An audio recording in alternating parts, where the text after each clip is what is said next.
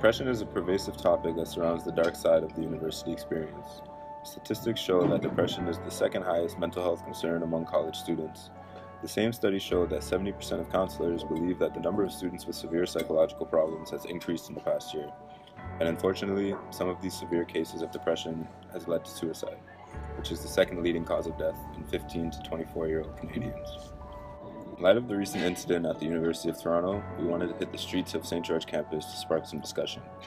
This narrative video will address the different perspectives of depression within the setting of U of T, from students to professors. We interviewed 7 university students and 3 professors to discuss their personal experiences with depression as it relates to the U of T environment. In our first segment, we hit the streets of St. George campus to ask students what their reasons were for attending U of T and the various stressors that they're currently facing. Personally, I heard a lot about the prestige at the university and how it excels in academics. Well, there's an impression that it's a pretty prestigious school. We always hear about U of T being the top in Canada. One of the best schools, not only in Canada, but all over the world. I wanted to go because it was a prestigious school and it's close to home, so I just commute going in. It aligned with my interests, and I get homesick easily, so I wanted to go somewhere that was close to home. Just close to home, so I can just visit family and friends whenever they're in town or whenever I might be in town. I really thought that it would be somewhere that it was kind of like a safe haven, I'd be taken care of if I go to this university because it's so good, and everybody seems so happy, you see pictures of kids at U of T and it's a beautiful building. Stressors would definitely have to be time. For the amount of time that we have to sit down and actually be in lecture from anywhere from 2 to 3 hours, and then having multiple classes within one day, and then having to go back home and then to actually retain all of that knowledge. Making assignments on the deadlines, studying for tests, especially when there's more than one that you have to be studying for at the same time. I have a lot of assignments to do within a week. I have readings, I have exams, and it's just a really cluttered schedule, so I feel like I really don't have enough time for myself. Especially right now, right before exam season, we have a bunch of assignments due, and the profs aren't too lenient with the deadlines and stuff. And so just kind of dealing with that while also trying to maintain a social life. And balancing time for friends and things, because I know you don't want to be studying, or personally I don't want to be studying all the time. I want to do other things, live my life. I'm young, I want to go partying. Also trying to be sane and juggle extracurriculars in your social life. Yeah, it's kind of like a full-time job almost. From financial stresses to time to commuting, it's life. In Chapter 2, we spoke to students and professors about their thoughts regarding the narrative surrounding depression and mental illness at U of T. Some main stereotypes or stigmas surrounding depression are usually things like girls get depression and guys don't. And if you're a guy, you gotta put up with it or deal with it. That people with depression are dangerous, or people with mental illness problems in general are dangerous, and they're erratic and they can just act out and they're not receptive to anything good. It's not like a physical illness, and so it's harder to identify people who are going through it. And especially when you're talking about different generations, I know our parents' generation, they have a different perception of depression, especially coming from an immigrant family. People probably think that you can't be depressed if you grow up in a happy house, or you can't go through depression if you have money. You can't go through depression if, for example, all of the events in your life are supposed to be aligned. Yeah, people often think it's just a feeling, it'll go away, or it's your fault for feeling depressed, why can't you just snap out of it? Some of the stereotypes that we might see are that people who have mental illnesses are somehow weak, or that they just don't have the ability to cope with the regular demands of everyday life, or that there's something wrong with them. Whereas that's not the case. Those are myths. Personally, for me, I think depression would just be this feeling of being lost with no kind of vision as to where your life is currently and where it's headed. Usually being very quiet. I know a lot of people with depressive symptoms, and they're very quiet, very timid people. And it's hard for them to open up about the subject because it is so serious. I think it's you're sad, but at the same time you feel kind of hopeless. No one can really help you. You can tell people you're depressed or you're sad, like, and they'll try to cheer you up, but those like words have like no effect on you because you're depressed. It's a natural part of the human process.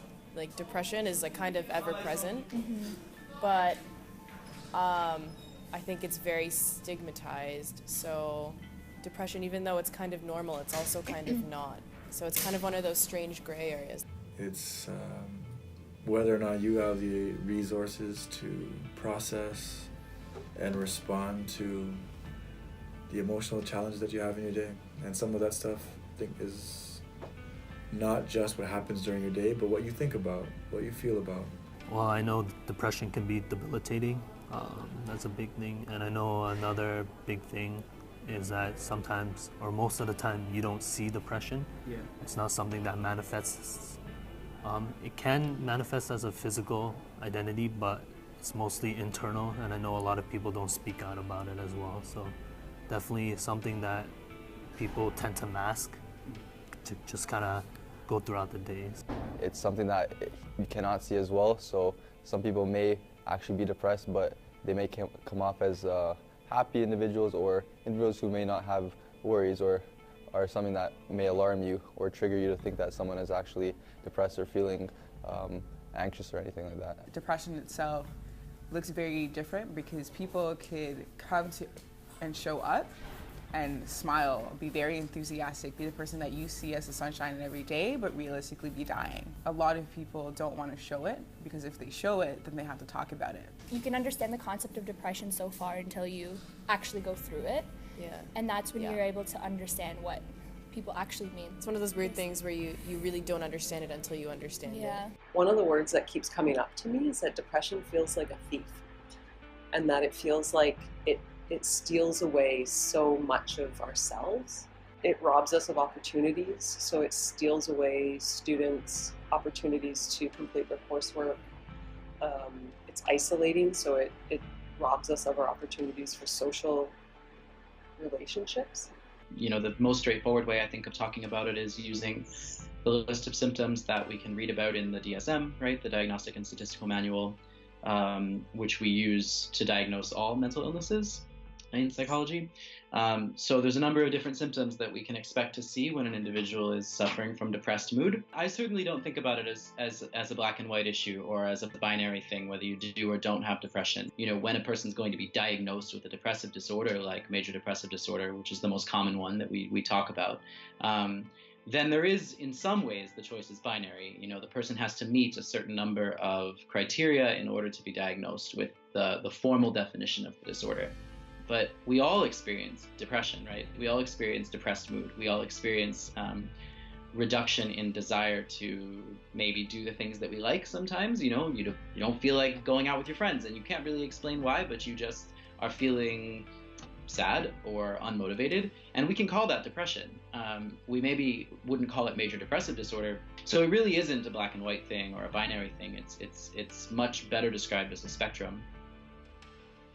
When I was an undergrad student, I think we heard about the resources that are available, and professors would announce them in class, and they'd be put on your syllabus, and there'd be signs over campus, much the way that I do now, announce those things in class, and we put them on the syllabus, and we put announcements on the course website about the resources that are available. But when I was an undergrad student, I didn't see the relevance of those resources for me, so I feel like I sort of disregarded them. Like, I didn't really pay attention to any of those things because I thought it wasn't really relevant for me. Now, as a professor, I see how much value those resources have, and I understand what an important impact they can have in students' lives if they seek out those resources early rather than waiting for things to get really bad. I can appreciate how we might make those resources available, but for students who are living it, they might not realize the relevance of those resources for them,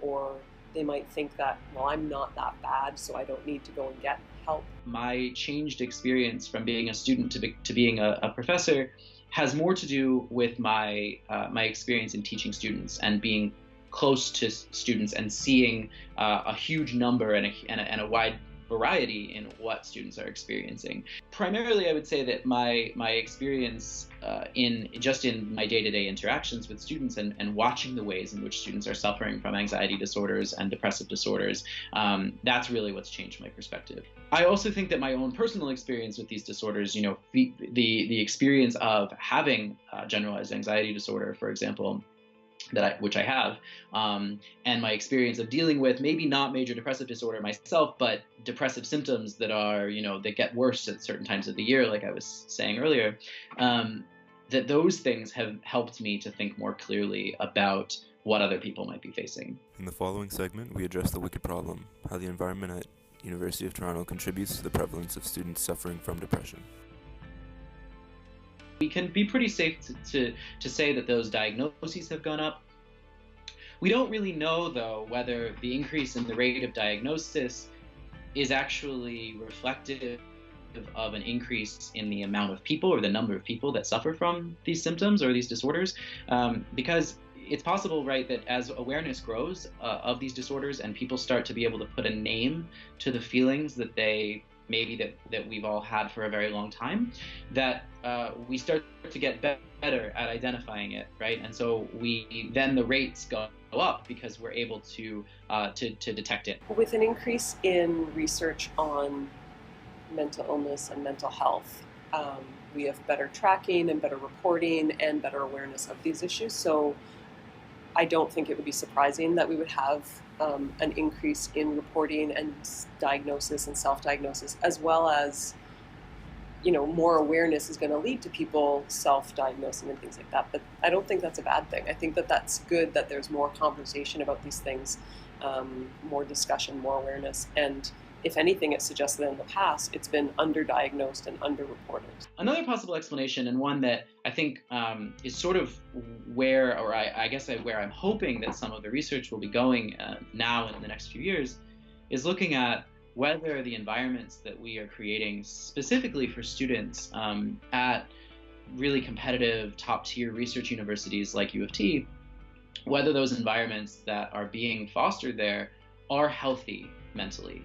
And so, although I don't have the specific data to back it up on hand, my sort of anecdotal feeling or my read of the situation is that students in university right now, and particularly at these really competitive top-tier universities, appear to be suffering from higher levels of anxiety and depressive disorders than we might have seen. Yeah, I do feel that the university itself can influence mental health issues within students.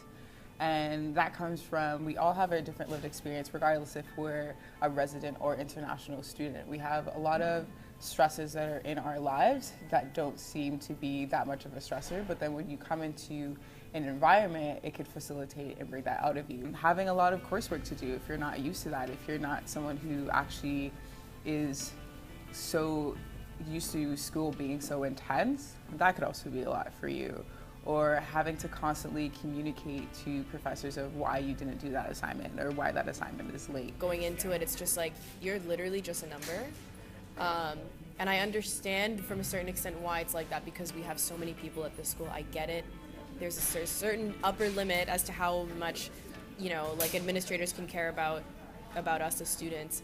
But I just feel so unsupported, especially when pressure's being put on us. The fact that we have a lot of pressure put on us, that's not really being considered in advance. It's very reactive and not proactive, I've noticed. I think another thing is that it's just never talked about. Stigma. It's like we're afraid to bring it up because we know that everybody goes through it. For a good couple of years here, I feel like I thought I could never approach any professor for help. I could never ask them for an extension.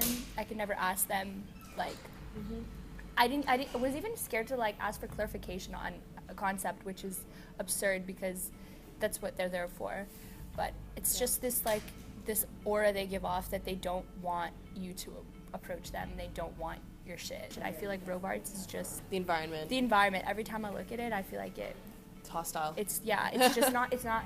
And not it's inviting. Yeah, like just the way it's structured, everything about it, it doesn't make me feel comfortable to be in there. There's no windows in the library. Robarts, I tend not to spend too much time there because it is, I feel like, really depressing and it's dark and dingy. So I'd rather spend my time in like an area where it's a little bit more uplifting when I'm studying. I think some of the perceptions and pressures that athletes and students have at university levels likely do contribute to an increase in diagnosis and self-diagnosis of mental health issues, but that can't be separated from societal pressures. So I'm not sure that it's necessarily just a change in universities. So there are a lot of issues that come along with the university experience that are related to the way we interact with one another, perceptions of how much we need to achieve in university in order to secure a good job and a good future. Also parental expectations about going to university, because there's an expectation that that will translate into a more prosperous future. So there's parental pressures that are involved here, and competition with peers. I mean, universities and higher education are achievement contexts. People are being assessed on their performance, and so I think there's also competition that goes on there. So there's a lot of different factors, and I don't think we can separate the university from the broader range of issues that people are facing. So there is something called the mandatory leave policy, which therefore allows the university themselves to have grounds to kick a student out of school because they're having a mental illness. Obviously, this isn't fair to a student for them to be like, okay, I'm struggling, and the university's like, okay, we're just going to abandon you, basically. If a student does have privilege in the sense of resources, it might help them to come out of school, because school itself is a stressor where they're not completing assignments, or there's just too much when it comes to having both depression and anxiety, or either or. But if that person doesn't have networks, then the university is literally saying that we see you as a liability and you're not going to actually give anything to the university, so therefore we are taking you out and we're not giving you any other resources. I think that universities are not aware of how much pressure they put on students, and I don't think they want to be aware of it. Because again, it's like this whole education role, we're only here to teach, we're not trying to be your parents, you know? It's like, if you experience mental illness, like, that's on you. Hey, we have resources, click these links, you know? Yeah. And like, sure, like, that's great that you have those resources out there, but you need to be aware that if you are the one putting pressure on students, you need to be there to catch them. And that's what I was saying earlier about how universities are so reactive and not proactive. Like, they need to be more proactive. They need to realize that, like, yes, we are the ones putting pressure on these students in so many ways. It's such a hostile environment, and we need to be more aware of how students are receiving that. It's also like at the beginning of the year, the first class is like we go through the syllabus, and literally the last like half of a page is like resources that you go to, and nobody even ever talks about it. So like it's all available, but it's not approachable, and it's hard to want to seek help if you think that nobody even wants you to seek help. The services, although they provide services for depression and students that are dealing with mental illness, the amount of coordinators or staff that they have on hand, as well as the appointment backups. So they'll have appointments stacked up until 3 months, whereas if a student comes in, they can't see a counselor for a very long time, even though they're dealing with those problems now. I've tried seeking help at the I don't know, like there's this office you can go to and like look for a therapist, and I was like, okay, let's try this out. I went in and they were like, okay, well, there's a 2-month wait list. That's the first thing they told me. I'm like, for somebody going through mental health problems, that's not what you want to hear. You don't want to hear that you have to wait 2 months to talk to one person. We do not have enough resources to facilitate something that would be productive or adequate when it comes to helping people with mental health issues. And that comes from the fact that there is so many students here that are struggling, so there's not enough services for them, and then there's not enough adequate staff to actually see them. When you do go to health and wellness or accessibility services, it seems that a very medicalized form rather than focusing on the person themselves and making them feel as the human that they should feel. So you're saying you have to make an appointment, which is usually 2 to 3 weeks later from you actually walking in. So if you are having a depressive episode and God forbid you have suicidal thoughts or ideations, 2 to 3 weeks is a hell of a long time if you don't even want to see the next day. at the very basic level, student health services that you might go to if you are sick with a physical disorder can also help point you in the right direction, at least, when you're having trouble with a mental health disorder. So, and then in addition to those services that are offered by student health, we have services that are specifically geared to helping students with mental health disorders, right? So we have counseling services on campus. And I am a big proponent of those services. I think that they are incredibly valuable, and that when they are implemented properly and when students take advantage of them, they can make a really big difference in individual students' lives. What I hear from students is that it's very difficult to access those services, that there aren't enough spots for students to access them, and that it can be quite difficult to find a time that works, or you're spending a long time waiting in line or waiting in a waiting room in order to access those services. And that students may just not have the time to be able to invest in waiting. And then when they do wait, they maybe are not getting enough care because the resources are stretched too thin. Finally, we propose some changes that could be made at the institution and in society at large to shift the misconceived notions of mental illness. So in terms of what students could do to help people that have depression or anxiety or any type of mental health issue, is being a friend, to be honest. That's where it starts. It's asking that person, how's your day? How are you doing? Because those little check-ins actually make a big difference. Because another reason why people are so depressed and do so in isolation is because they feel that they're alone. So even if it's something as small as a good morning text, that will go a far way. Or being like, hey, I haven't talked to you in a while, like, what's up? Or going out on like a coffee date with the person and letting them know that like they could still do the normal things with you, and it's the small things that would lead to the bigger things. I realized that like as a TA, so maybe this isn't really as a student, but like as a TA that's more close to the students, like I said like a little announcement before the lab. I'm just like, I'm sure you guys all saw the email, but like sometimes things like this go a really long ways to just let you know that like we're here for each other, we're helping each other out. That's true, right? And I'm here for you too. So like little things like that just help so much, and like I already saw the difference. Everyone is like more friendly with each other.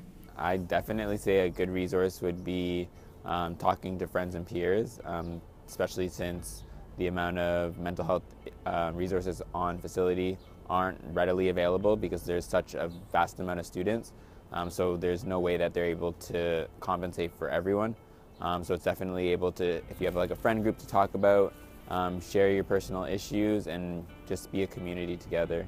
Understand what people that are going through depression may be feeling, and to also not stigmatize or generalize that experience, because everyone experiences different things differently. So even though someone may have depression, it may not be as severe as someone else, or it may not affect them in certain ways as it affects other people, but it's still something that's there, and we have to properly address that. It's also moving beyond those small things. If you know that they're actually like deeply struggling and it's past the point of just being unhealthy or having stress, when they move into the actual struggle and crisis area of the spectrum of mental health, that is where you have to be like, okay, I'm going to move them forward by actually bringing them to health and wellness, to accessibility services. Because even if we don't feel that the services themselves are adequate enough, the services are still there. So it's a stepping stone of taking them by the hand and being like, you need to get out of bed. We're going to take this walk, we're going to go to health and wellness, and you're going to get help. And it's sitting there and being with them throughout the entire appointment. Or if they don't want to go to UT, they could go to CAMH, especially because it is accessible, because it's right there on Lake Spadina and College. I think a great thing that students can do is just making spaces look nicer. Yeah, honestly, just an initiative like that. Yeah. Making spaces look prettier. Even putting plants in a space. There's this one library at Robar. It's like there's this room and it's like full of plants and it's all green and it's so nice. iSchool is like beautiful. I don't know that the university necessarily needs to rethink its entire approach wholesale, because I think the system that we have in place is a promising one. I do wonder whether or not it's possible to allocate more resources to these types of services so that our students aren't experiencing long waits or unavailability of people that are able to help them. So I think the most important thing to get to make clear to a student, to a hypothetical student that would be coming to me about something like that, is that they're not alone, right? And it sounds a little bit cliche, you know, we always say that you're not alone, but you're very much not alone, because everyone is experiencing it. Even if people won't admit it, or they don't have a name for it, or they're not experiencing it in the same ways that you're experiencing it, they're experiencing it too. We have all these beliefs that our mental illnesses can't be cured in the same way, or they can't be they can't be improved with therapeutic intervention the same way that physical illnesses can be. But that's just not true. We have all sorts of therapeutic interventions, both psychological and biological interventions, that have been shown to be effective in reducing symptoms of mental illness. The university could play a role in breaking down some of the barriers to initially seeking support. And I think one way to do that might be just to open up or demonstrate what those initial sessions or meetings or counseling might look like. So to have students be able to see what a counseling session might look like and what it might offer and why it's important. So I think educating students about what it is that actually goes on in a counseling session, I think could be really helpful. There's obviously another issue with providing timely support. So we know that waitlists are a challenge. So streamlining the referral processes, making sure that there are a sufficient number of counselors and resources available, and that students are being directed to the supports that are going to get them help most quickly, will be very important as well. A third piece would be providing resources or support for people who are waitlisted. So we know that from research in our own faculty that having individuals on wait lists but also engaging in exercise programs can help minimize some of the stress and anxiety that they're experiencing. So we know that engaging in regular exercise can be an effective treatment for a variety of mental health issues. So working with students who are seeking support while they're on wait lists to maybe engage in other modifiable lifestyle factors like exercise, support groups that might exist on campus while they're on wait lists. Invisible. Pressure. Outcast. Lonely. Anxiety. Stigma. Lost. Rough. GPA. Helpless. Friends. Hopeless. Alone. Grave. Sad. Heart. U of T. Struggle. Thief. Real.